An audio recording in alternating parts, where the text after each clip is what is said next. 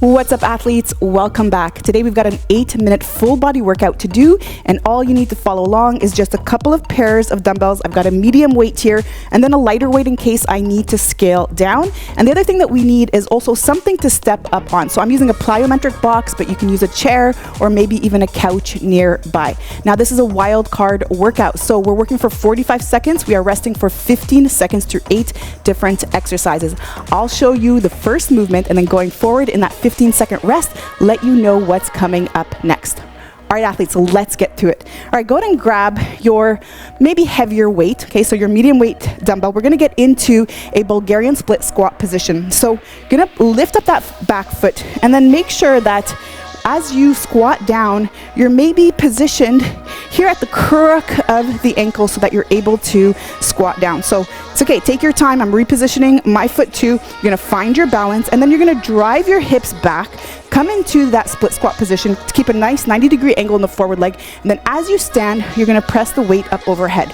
All right, so squat and then up. All right, squat and then up. Now to modify, that's totally fine. You don't need to elevate the leg. Just follow me here. You're gonna split squat, and then same thing, top position. You're going to curl and press. All right, athletes, now let's get started. Find your position, find that point of balance, and then in 3, 2, 1, let's go. So find that spot, and now stay with control. Really important that you drive the hips back, because oftentimes I see this movement with the knee bending first, and as a result, we put a lot of strain on the knee, but we also have that tendency to lift up the heel and then really become more quad dominant in the movement.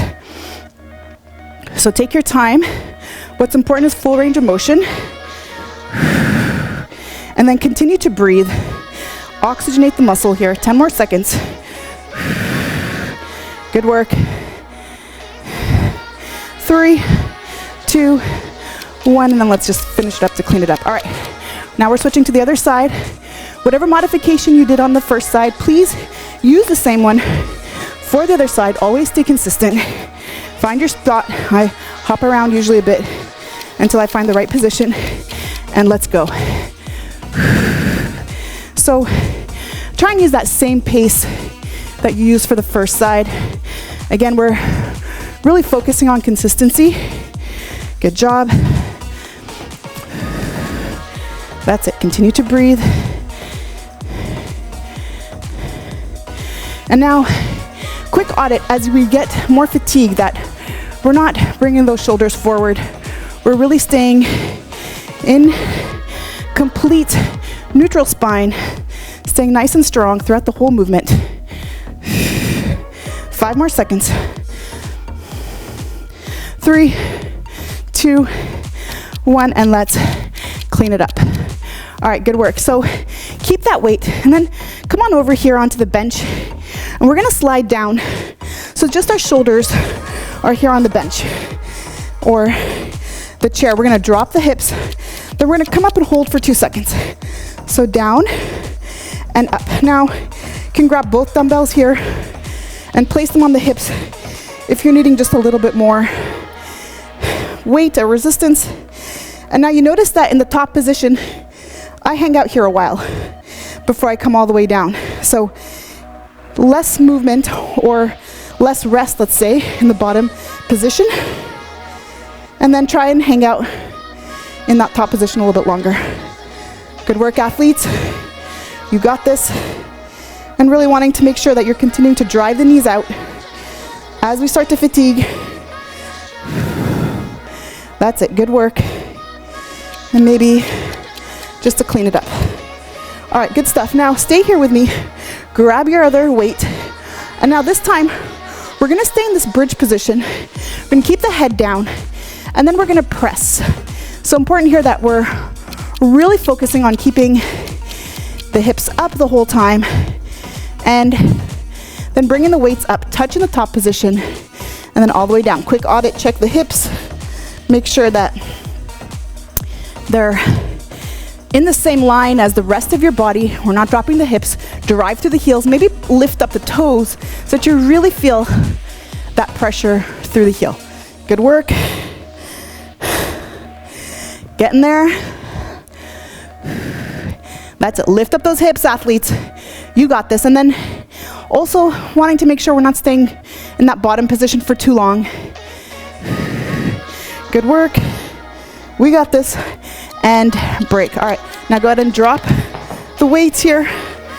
And then bring your bum onto the bench and let's prepare for dips. So remember with dips, if we want to challenge ourselves, then our legs are straight. And then if we want it a little bit easier, then we could also bend the knees. Now, the other thing too we could do is we could place a weight right here on the hips as we do our dips. So if you want to give this a try with me, if you're looking to up the intensity, join me, or just go ahead and do this completely body weight. Now with our dip, it's really important that the shoulders pass the elbows. So you want to stay nice and close to that bench or the chair, whatever you have close by, and then make sure that as you dip, your elbows do pass, rather the shoulders pass the elbows for complete range of motion. 3, 2, 1, and rest. All right, go ahead and drop that. And now we're gonna get onto the floor and then come on to the side here. And so in this position, we're gonna bring up both of our legs up here on the bench, and then we're gonna drop the hips and come back up. Now, your modification here, just leave your feet on the floor. You could also bend your knees and come up and down, all right? So on the elbows, legs up, and then drop the hips, and then come back. So you may or may not touch the floor, depending on the height of your box, but it's completely fine. Can lift up that arm if you want. And now here we're working all the entire side of the legs, but you're also working the elbow, the arms rather, and you're working the oblique muscles. As I lose oxygen to the brain, I lose my words also. And break. All right, and now we're gonna go ahead and switch to the other side, and then to just make this easier for you to follow, I'm gonna do this. And get ready in 3, 2, 1, and up. So drop the hips.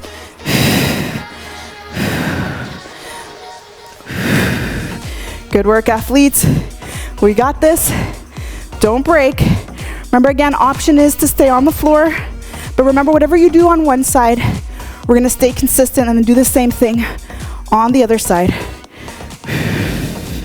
Nicely done.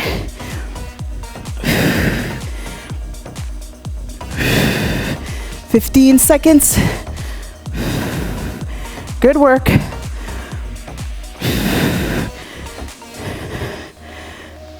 Five seconds. Here it is. 3, 2, 1, and break. All right, amazing. Okay, we're gonna get onto the back now. Move this one more time out of your way. And we're gonna go for a jackknife.